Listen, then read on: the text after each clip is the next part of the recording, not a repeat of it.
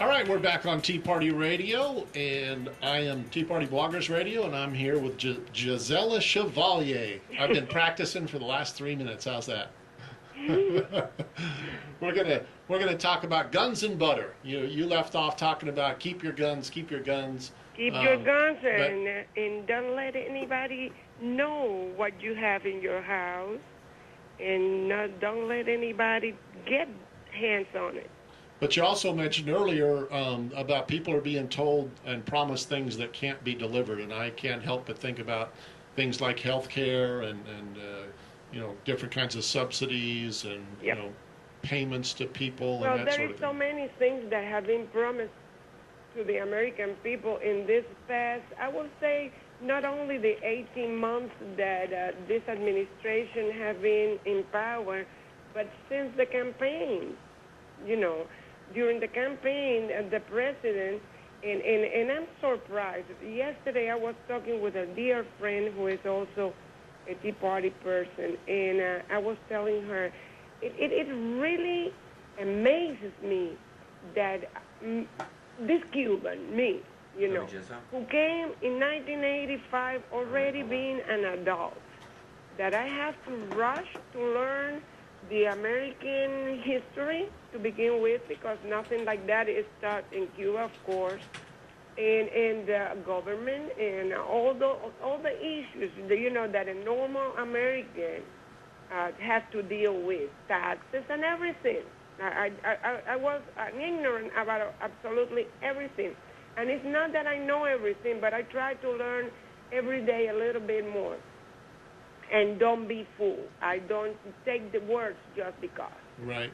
But I'm really amazed that American-born people, even, like I said before, intellectual, educated people, Americans, can swallow this pill and believe everything that is promised by certain politicians.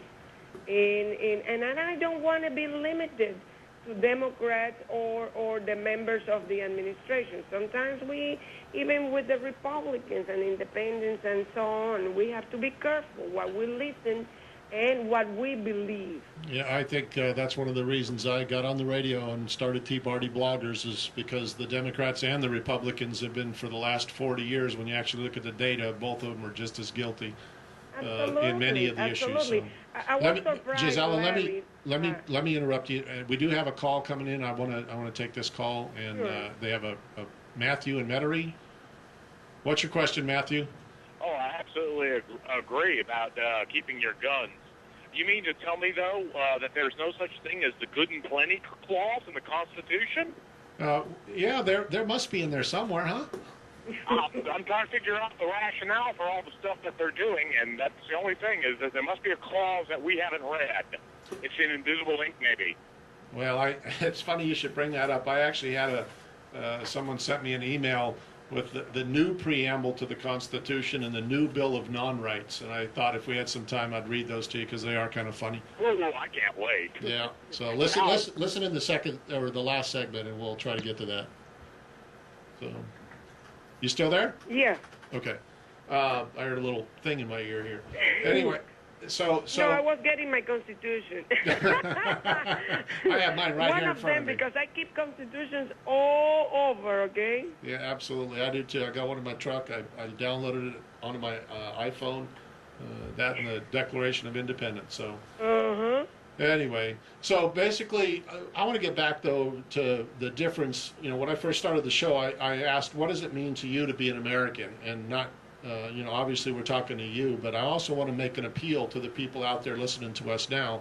I mean, you're hearing somebody that has come to this country express a deep love and a deep satisfaction and what I would think would be and pride. Very much pride, but there was another word I was looking for, loyalty, I guess, to what the American dream really, truly means. And because it's something that you can't touch, taste, feel, an American dream is an idea, I think. And I'd like to have you talk about, to the people out there, what that idea means as you've come to where you are now. tell us about your company. Tell us about Yeah, what it's I'm going to meant. tell you what American Dream means to me. That Right. phrase means a lot. That phrase means that I have the freedom to congregate and worship whatever and wherever I want, including in my own house. That is a no-no in a communist and a socialist country, okay? That means that I had the right to choose what to study and what to pursue as my career.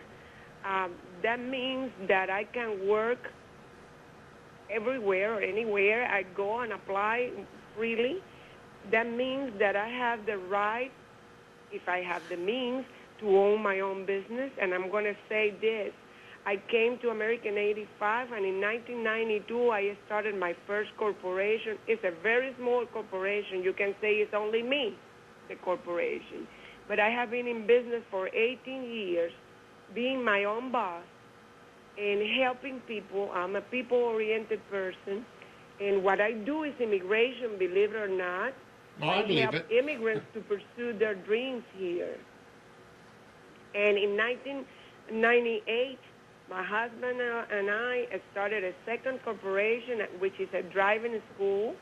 It's also to help people, to serve the people in our community to be better and to comply with the laws of the state and the federal law. To pursue your American dream is to have your own home, to have the right to buy it or sell it or do whatever you want or build it. You cannot do that in Cuba, for example. Choose what school your child will attend, if it's going to be a public or a private. If you have the means to pay for a private, you can choose here in America where to have your children attending. There is no private schools in Cuba. Own your guns, like I said. Enjoy the human and civil rights, which in many, many, many, many, many countries in the world, those two things are non-existent. Right. And I could keep going on and on, Larry, as I think every breath I take, every little thing I do in this country, I enjoy it. And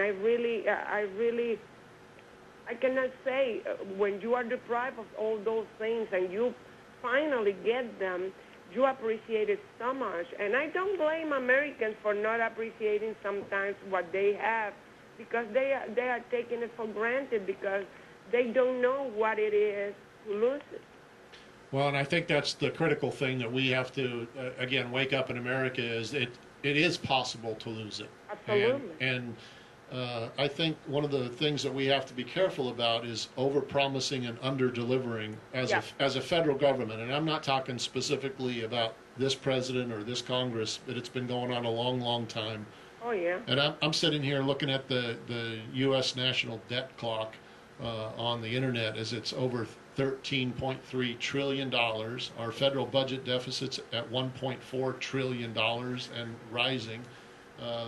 I want you to talk a little bit about the resources, the difference that you see between a free market society, as much as a free market can be, versus where you came from. What's the difference between commerce? Okay, well, the difference between commerce is like north is different to south, okay?